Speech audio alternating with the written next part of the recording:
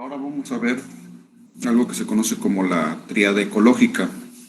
La tríada ecológica no es otra cosa más que la interacción entre el hospedero, el agente infeccioso o al agente, que puede ser infeccioso o no, ¿sí? Y el medio ambiente. O sea, a estos tres se les conoce como tríada ecológica y tienen una interacción en la cual generalmente si hay una este, diferente interacción es cuando se llegan a presentar las enfermedades.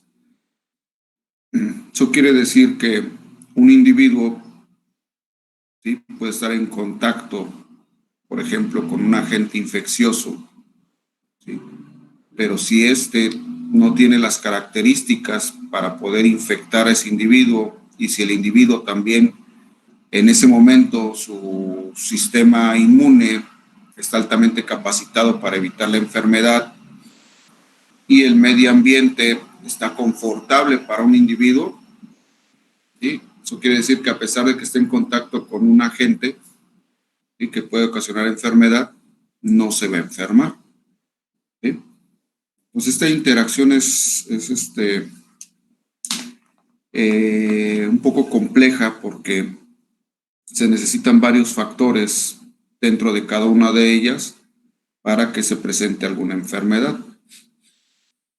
Por ejemplo, si nosotros vemos al medio ambiente, dentro de las características del medio ambiente hay unos temperatura y humedad que son una de las características principales del medio ambiente. Dentro de estas juegan un papel importante en la sensación que tiene el individuo, ¿sí?, hacia ese medio ambiente. Si esa sensación, ¿sí?, se sale del confort de ese individuo, ¿sí?, entra en algo que conocemos nosotros como estrés. Y el estrés, pues ya lo hemos visto o hemos visto algunas características del estrés. Y una de ellas es que va a disminuir el sistema inmune, va a alterar la respuesta del sistema inmune, ¿sí? Y también se producen metabolitos que pueden llegar a ocasionar problemas en el individuo. Y entonces este medio ambiente está poniendo al individuo en una situación en la cual lo pone susceptible a poderse enfermar. Pero para esto necesitamos que esté presente la gente. A pesar de que exista este estrés provocado por el medio ambiente, si no está el agente, pues este individuo no se enferma. Si está el agente, y va a depender del tipo de agente que esté para que este individuo pueda llegar a ser susceptible a enfermarse. Entonces es importante conocer, por ejemplo, qué características están implicadas en el medio ambiente. Le dijimos la temperatura, que es una muy importante. Entonces, cuando hay cambios bruscos de temperatura, ¿sí?, en el medio ambiente, pues es cuando es más susceptible un individuo de enfermarse, ¿sí? También ya hablamos acerca de las radiaciones.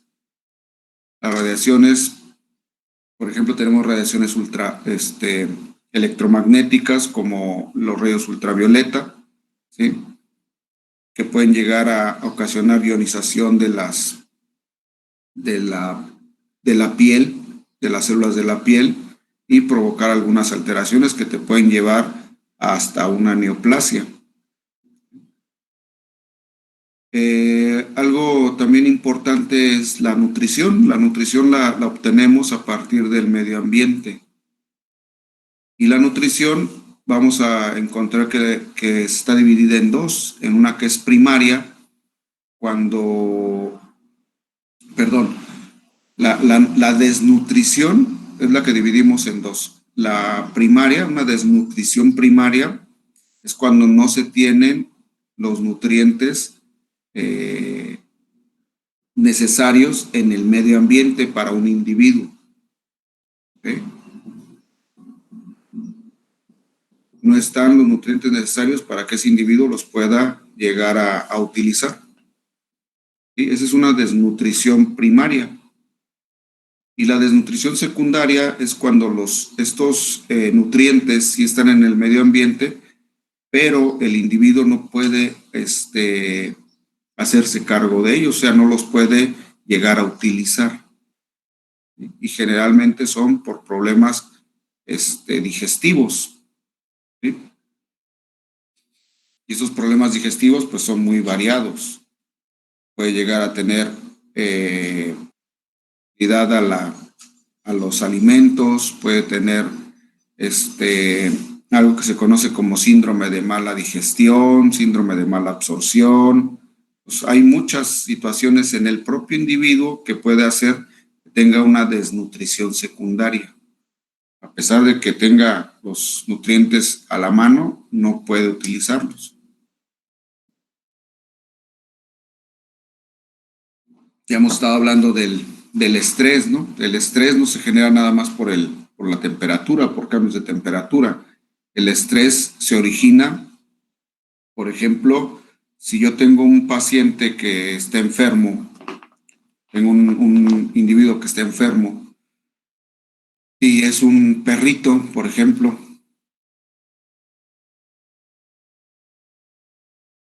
y yo lo saco de su medio ambiente, que es su casa, que es donde tiene su lugar para dormir, que es su traste para comer. Si está enfermo y yo lo saco de ese ambiente y lo meto a una jaula para poderlo atender, ¿sí? Este estrés va a jugar un papel importante en la resolución de su enfermedad, ¿sí? Lo que yo estoy haciendo es llevarlo a un lugar en donde el confort, ¿sí?, que estaba teniendo en su hogar se pierde, se crea el estrés aparte de que está enfermo, y entonces la resolución de la enfermedad se va a volver un poco más crítica, va a ser más difícil para ese individuo. Otra cosa que interviene mucho o está dentro del medio ambiente y que interviene en las enfermedades que se presentan en las grandes especies más que en las pequeñas. También en las pequeñas especies hay algunas alteraciones que vamos a encontrar, pero en cuestión de instalaciones, ¿sí?, unas malas instalaciones, unos malos alojamientos de nuestros pacientes nos van a llevar a que estos pacientes puedan llegar a tener enfermedades relacionadas con las instalaciones. Por ejemplo, si yo, no sé, me dedico a bovinos lecheros, por ejemplo, ¿no? Tenemos bovinos lecheros y hacemos nuestras instalaciones y por ejemplo, cuando es la ordeña, generalmente se pasan a la sala de ordeña, ¿sí? Y la sala de ordeña tiene que estar limpia, entonces siempre hay humedad. ¿Qué pasa si yo no pongo un buen declive para que se solvente esa agua? Si no pongo un buen drenaje, se va a acumular el agua, ¿no? Ahí en las instalaciones, en la sala de ordeña. Y entonces, si nosotros tenemos a las vacas continuamente con esta humedad, lo que va a pasar va a ser que van a empezar a tener una enfermedad que se llama pododermatitis, que es una infección en las pezuñas. Y esto es por la elevada humedad que está generando unas malas instalaciones. Esta pododermatitis está relacionada con enfermedades bacterianas y a veces nosotros estamos enfocados en que es una bacteria, hay que darle antibiótico, hay que ponerles ungüentos que tengan antibiótico, ¿sí? Pero no nos damos cuenta que la principal razón de que tengan esta infección, ¿sí?, esta enfermedad, es que hubo un mal diseño de instalaciones. Las instalaciones no permiten drenar bien rápido esa agua y entonces estas vacas están en constante humedad, ¿sí?, lo que las va a hacer susceptibles a enfermarse de las pezuñas, a tener pododermatitis, ¿sí? ¿Por qué? Porque la humedad, ¿sí?, el contacto excesivo con el agua, las pezuñas están hechas de colágeno, ¿sí? un colágeno especial que es la queratina. Es una proteína. Esta queratina es semipermeable. Eso quiere decir que va a rechazar el agua mientras esté seca, pero si está humedecida, ¿sí?, empieza a absorber cierta cantidad de agua. Entonces la queratina va a proteger a las extremidades de que no entre nada, de que no tengan infecciones, pero si está en constante humedad, va a empezar a tener cierta absorción de esa agua y se van a volver más blandas. Es lo que nos pasa con nuestras uñas, ¿no? Cuando estamos en constante contacto con agua, se ponen más blanditas porque están hechas de esta queratina. Y entonces este tipo de tejido pues no está hecho para que esté en constante contacto con el agua. Y es por eso que las instalaciones pues son también un aspecto importante para dentro del medio ambiente para evitar las enfermedades, ¿sí? La otra es contaminación ambiental, y la contaminación ambiental pues es que existan todos los contaminantes pues ustedes han visto bien desde hace mucho, ¿no? Contaminantes en gases, por ejemplo, como el metano, contaminantes de cuando se queman los hidrocarburos, que sale monóxido de carbono, contaminantes como los plásticos, ¿sí? Todos esos contaminantes que podemos llegar a tener también van a estar en el medio ambiente y van a propiciar que un individuo se puede llegar a enfermar, ¿no? Otra situación que sucede no con todas no todas las especies, pero las especies domésticas necesitan consumir calostro. Y esto es en las primeras 6 horas, aproximadamente en las primeras 6 horas después del nacimiento. Y este calostro está rico en inmunoglobulinas, principalmente IgG.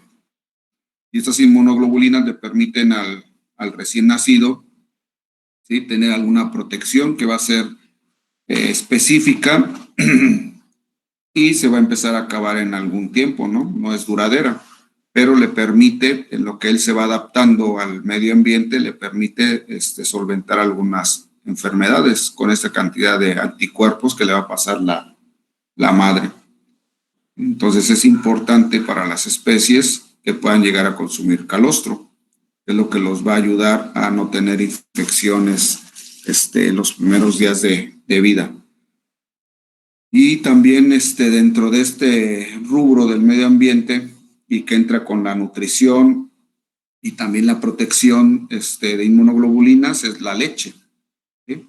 La leche materna. La leche materna es un nutriente muy bueno y la leche no es igual en todas las especies, entonces cada una tiene ciertas particularidades que los hace nutrirse muy bien.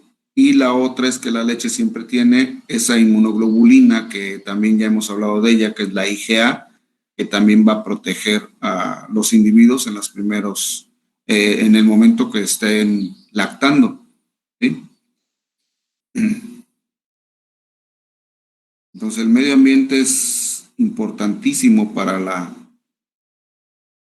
presencia de enfermedades o no en un individuo. Después vamos a hablar del hospedador. Pues el hospedador es el individuo que se enferma, ¿sí? Y pues va a variar, esto también ya lo vimos cuando vimos factores etiológicos de enfermedad. Dentro del hospedador pues vamos a tener varias situaciones, ¿no? Las enfermedades se van a dividir, ¿sí? Primero por especie. Cada especie puede tener enfermedades en particular, pero también las enfermedades pueden estar relacionadas con varias especies. ¿sí? No solamente con una. Entonces depende de la especie para que tenga susceptibilidad a algunas enfermedades, pero hay enfermedades que se comparten, ¿sí? Entre especies.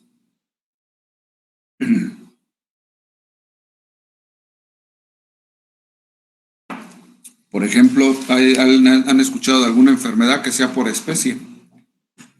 Por ejemplo, que nada más les dé a los perros. ¿Alguna enfermedad que nada más les dé a los perros?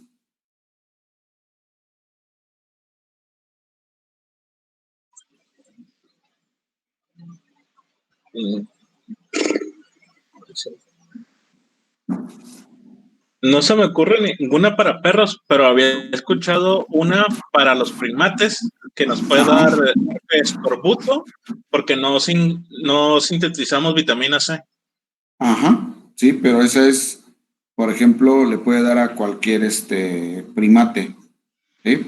Entonces no es tan exclusiva de alguna especie. ¿El moquillo? ¿Perdón? ¿Moquillo? El moquillo, el distemper. El distemper le puede dar a los perros, a los grandes felinos, a los lobos marinos. Entonces tampoco es una enfermedad que esté relacionada nada más con una especie. Se ha encontrado distemper en los delfines.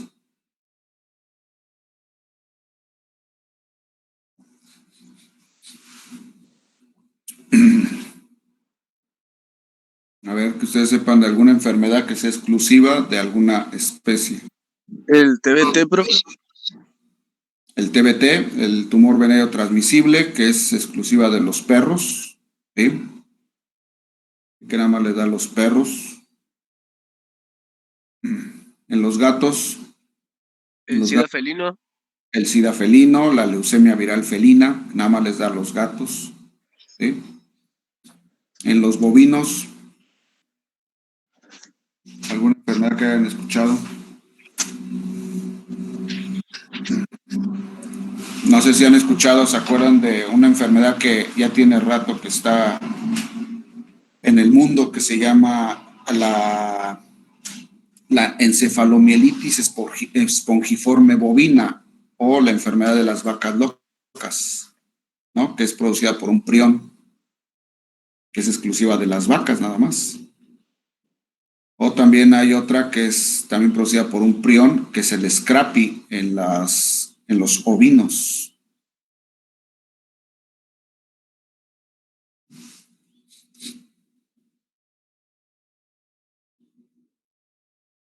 Ahora, también hay algunas que se comparten, ¿no? Como decíamos, el distemper, que da en varias especies.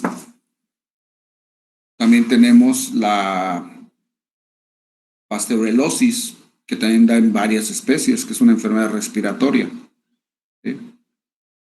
Que es provocada por una bacteria, por la bacteria de Pasteurella. Entonces, esa enfermedad pues se le presenta en varias especies. Después tenemos que hay especies que están relacionadas con la raza. Y esto lo vamos a ver en individuos que son más o menos homogéneos en su especie, ¿sí? Cuando no es homogénea, lo vamos a notar cuando son heterogéneas las razas de esa especie, que son diferentes, que son muy diferentes las razas. Cuando hay una homogeneidad, a pesar de que sean diferentes razas, por ejemplo, tenemos diferentes razas de bovinos, pero si nosotros los vemos bien, tienen muchas similitudes, ¿no? El tamaño puede variar un poco, la conformación puede variar un poco, pero esas variaciones no son tan notorias como algunas especies, como por ejemplo el perro, ¿no? Si nosotros comparamos, por ejemplo, dentro de las razas, un chihuahueño con un gran danés, vamos a ver que la diferencia es abismal, ¿no? Si nosotros no supiéramos que los dos son perros, ¿sí? Y viéramos por primera vez un chihuahueño junto con un gran danés, pensaríamos que no son de la misma especie, ¿sí? Entonces, estas variaciones en cuestiones de raza hacen que se presenten también una variación de enfermedades dentro de estas razas. Por ejemplo, cuando nosotros hablamos de enfermedades en los perros, las enfermedades del desarrollo son diferentes en un perro de razas pequeñas. Por ejemplo, los chihuahueños tienden a tener luxación de la patela. ¿Sí? Y los perros, por ejemplo, los gran danés tienden a tener, o los pastor alemán, que es más común todavía, displasia de la cadera.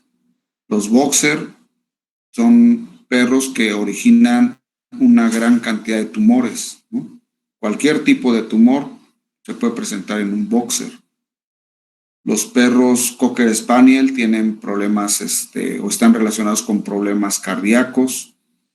Los Bulldog, no se diga, ¿no? Ahí encontramos de todo, ¿sí? En esa raza. Sí, desde dermatitis, problemas oculares, el síndrome braquicefálico.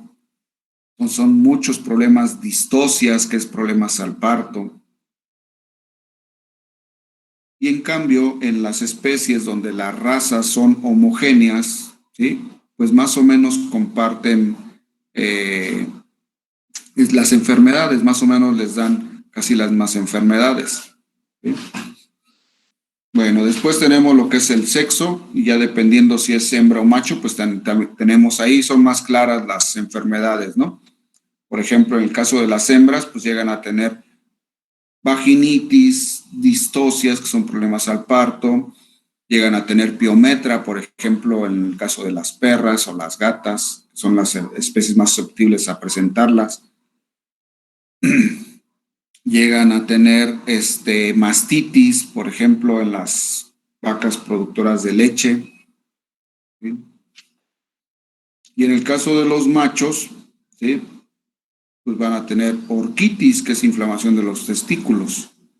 O pueden llegar a tener, también van a poder presentar tumores en los testículos. Hay unas que son enfermedades que se llaman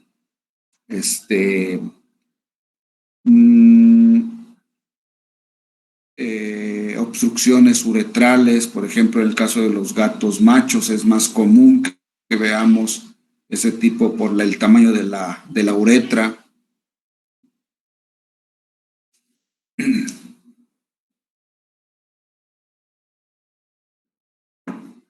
Por ejemplo, hay unas patologías que tienen que ver con el sexo, que realmente no involucra a órganos sexuales. Por ejemplo, las peleas, ¿no? Las lesiones por una pelea con otro congénere, con otro de la misma especie. Y esto a veces es por dominancia o jerarquías o por época de apareamiento. Y entonces vamos a ver que dentro de lo que es el sexo tenemos más lesiones por peleas en los machos que en las hembras, ¿sí? Profesor, también puede ser Sí. por un mal desenvainado del pene. Así es, que se llama la fimosis o parafimosis. ¿Sí? La fimosis es que no pueda desenvainar, y la parafimosis es que no pueda retraer el pene una vez que se desenvainó.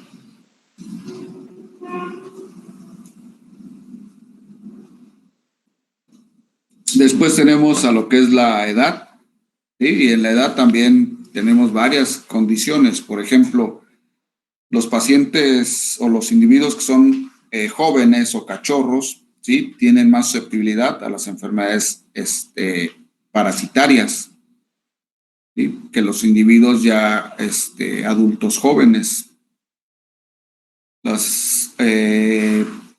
Por ejemplo, los individuos seniles tienen mucho mayor susceptibilidad a presentar enfermedades degenerativas, como la diabetes, la obesidad, la enfermedad articular degenerativa, una cardiopatía, ¿sí? neoplasias. Pues eso lo vamos a ver más en individuos seniles. Y por ejemplo, en el caso de los perros, el parvovirus nada más se presenta en pacientes en edad temprana, ¿no? En cachorros. En pacientes adultos no se desarrolla la enfermedad. Después tenemos enfermedades relacionadas con el color. El color del individuo también lo va a hacer susceptible a ciertas enfermedades. Por ejemplo, los que son blancos o albinos tienen mucho mayor susceptibilidad a problemas de piel, ¿sí? Por su color. Si tienen la comisura, bueno, el borde de los párpados sin pigmentación, ¿sí? Pueden llegar a tener problemas oculares. Cualquier problema ocular relacionado con esto va a ocasionar que en un periodo corto o largo, dependiendo de su predisposición al medio ambiente, ¿sí? Va a hacer que pueda llegar a tener hasta opacidad corneal, úlceras, y esto es porque no tiene una coloración que pueda llegar a proteger lo que es el ojo. También tienen fotosensibilidad, por ejemplo, cuando tienen la nariz, que la nariz de un individuo no sea, en el caso de los animales que llegan a tener, que no tienen esa protección de pelo, ¿sí? Y si llegan a tener la nariz de una tonalidad clara, pueden tener fotosensibilidad. Esto es una quemadura, ¿sí? Y les va a hacer un daño ahí en la nariz. Y también los propios mecanismos de resistencia que tenga cada individuo, ¿no? Cada individuo tiene sus propios mecanismos de resistencia, sus propias defensas, que esas van a hacer que lo vuelva susceptible o no también a enfermedades. ¿Sí? Y es por eso que nosotros podemos observar en un grupo de individuos, ¿sí? Que unos se enferman y otros no. Y yo creo que a ustedes les ha tocado observar, por ejemplo, en el caso de las garrapatas, ¿sí? Que uno pensaría que los parásitos externos pues se suben a un perro o no, ¿sí? Y generalmente si hay, pues se van a subir al perro, pero eso también tiene un mecanismo los perros también tienen un mecanismo de resistencia hacia las garrapatas, y entonces podemos ver entre un grupo de perros, ¿sí? Algunos que tienen muchas garrapatas y otros que casi no tienen garrapatas. ¿Por qué? Por sus mecanismos de resistencia a esos parásitos externos, ¿no? Y hay otra que no puse ahí, que es el fin zootécnico. El fin zootécnico, en este caso de las especies de producción, también los va a llevar a presentar cierto tipo de enfermedades. Por ejemplo, si hablamos de los bovinos de leche y de carne, los de leche, pues las hembras tienen más susceptibilidad a presentar mastitis, ¿no? Inflamación de la glándula mamaria. Tienen más posibilidades de presentar distocias.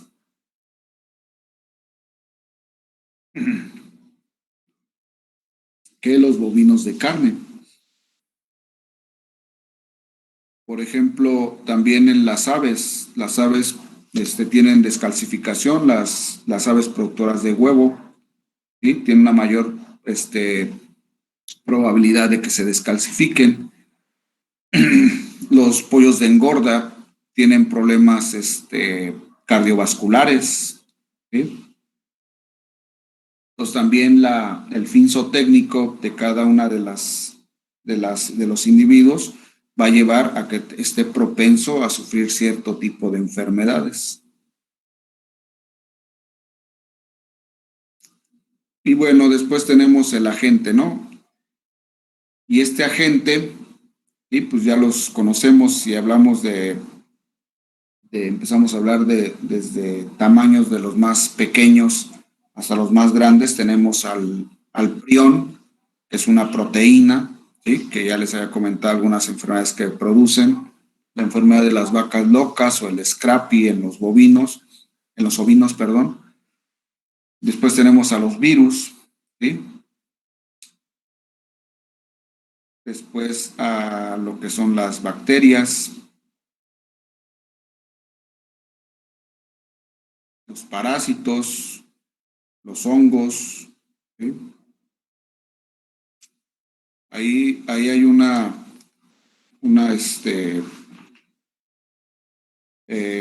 entre todos estos, por ejemplo, tenemos a los hongos, tenemos a los depredadores, ¿sí? Y entre todos estos siempre hay individuos o agentes que se encuentran como a la mitad, ¿no? Que son como una transición entre uno y otro. Por ejemplo, tenemos a bacterias que son intracelulares. Entonces, estas bacterias se comportan como si fueran virus. O tenemos parásitos unicelulares que se comportan como si fueran bacterias, ¿sí? O hongos también que son unicelulares, que son las levaduras que se comportan como si fueran bacterias. Entonces tenemos ahí ciertos agentes que son como una transición de los otros, ¿sí?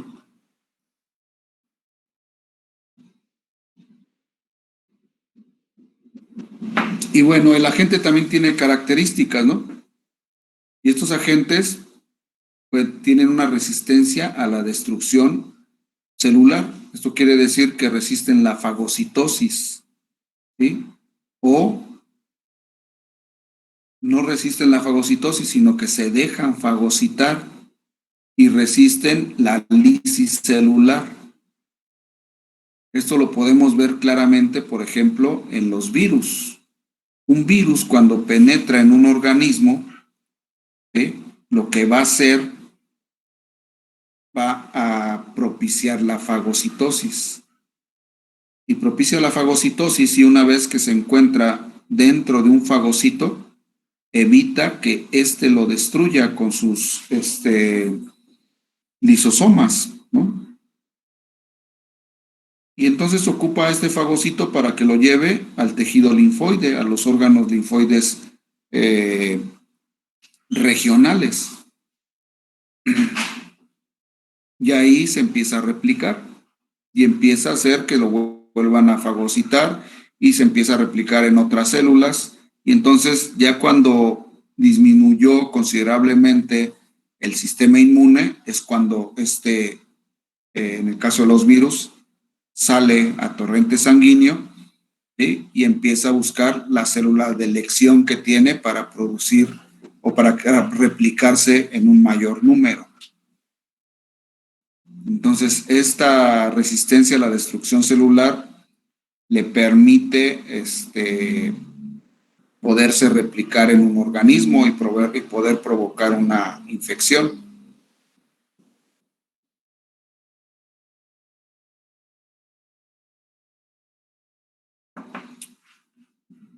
Bueno, y después tenemos lo que se conoce como resistencia a la respuesta inmunitaria. Que un agente pueda llegar a resistir la respuesta inmunitaria y es lo que conocemos como tolerancia, ¿sí? Por ejemplo, se puede llegar a presentar si existe una infección prenatal antes del nacimiento. Si existe una infección prenatal, ¿sí? Como es un organismo que se está formando y llega a tener interacción con algún agente, este agente lo va a tener, como todavía no tiene una buena respuesta inmunológica, va a ver a este agente como algo propio. Y entonces eso va a crear una tolerancia hacia ese agente. Y entonces no lo va a ver como algo extraño. Y sus células inmunitarias no lo van a poder atacar, ¿sí? Porque lo ven como algo propio. Es por eso, ¿sí?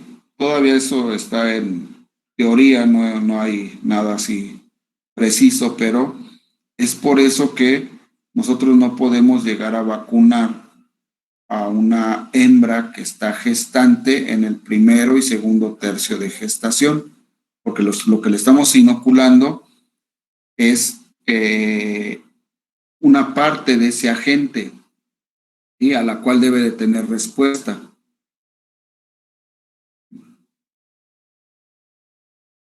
Sí, es un antígeno lo que le estamos inoculando. Entonces, si ese antígeno llega al producto, al feto, y éste lo reconoce como propio, cuando éste nazca, no va a poder responder a una infección de ese agente porque no lo puede reconocer, ¿sí? Pues por eso es que no se pueden llegar a vacunar a individuos que están gestantes, ¿sí?, en el primero y segundo tercio de gestación. Y después tenemos la genética, ¿no? La genética de cada microorganismo, cada agente, va a hacer que tenga tolerancia o no.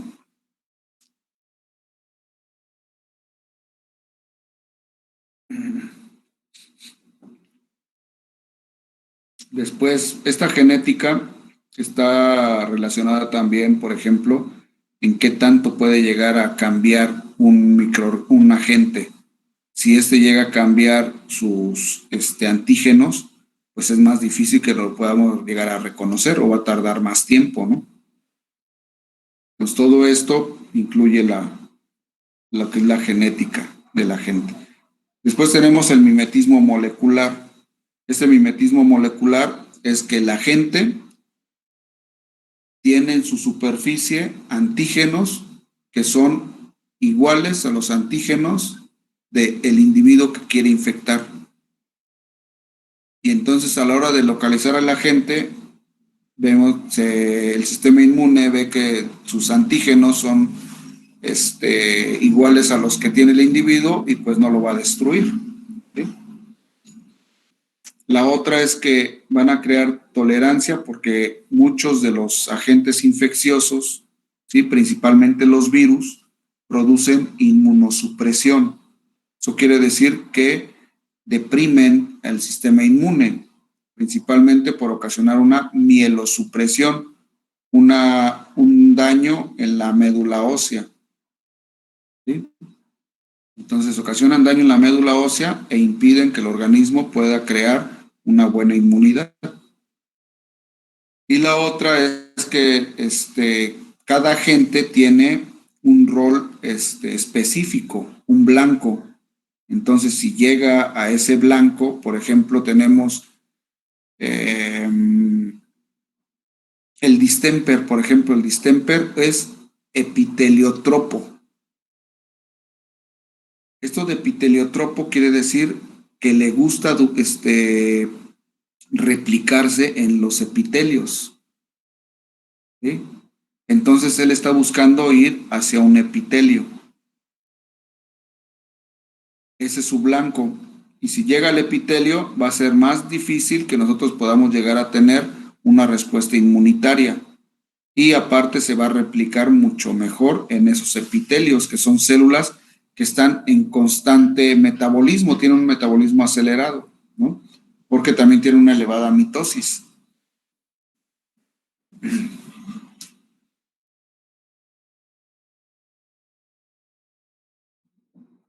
Ahora, hay otra cosa ahí que es los microbios o agentes se encuentran en sitios corporales inaccesibles. Si este virus se está replicando en el epitelio es el tejido que está más lejos de donde está el torrente sanguíneo, entonces la respuesta inmunitaria va a ser más tardía, ¿sí? No puede llegar a ella. O sea, eso se refiere con que sean sitios corporales inaccesibles, que se van a empezar a replicar o va a empezar el agente llega a un lugar donde no es tan fácil poderlo atacar, ¿sí? Y la otra es que varían antigénicamente, lo que hablábamos de la genética también, que estos agentes generalmente cambian sus antígenos constantemente y pues no se pueden reconocer, y de aquí a que los reconozca el organismo, pues ya tienen una enfermedad, ¿no? Ya está instaurada la enfermedad. Y después viene ya el reconocimiento y la respuesta del sistema inmune hacia ese agente, pero ya se replicó. Ahora esta variación antigénica la vamos a ver fácilmente en los virus, que son los que cambian, no en todos, pero muchos de ellos cambian sus antígenos y entonces no pueden ser reconocidos tan fácil. ¿Sí? Y lo vemos más claramente en los virus que ocasionan enfermedades respiratorias, como ahorita tenemos el virus de la pandemia, ¿no? Que cambia sus antígenos y que no lo podemos llegar a atacar tan fácil.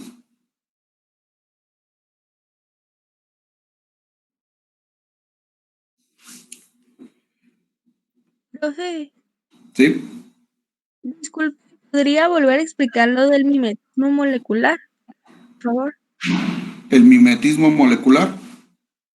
El mimetismo molecular no es otra cosa más que el agente produce antígenos de superficie.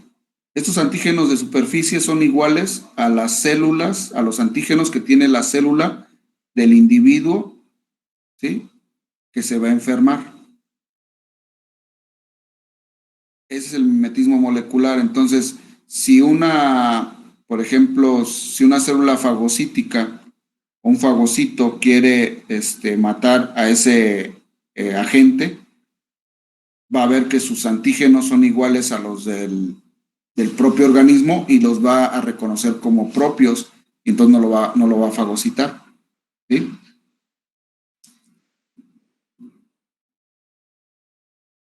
Gracias. Bueno, ¿alguna otra duda que tengan?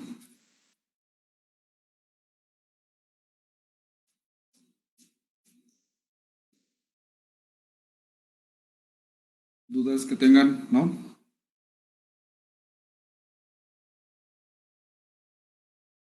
No, profe.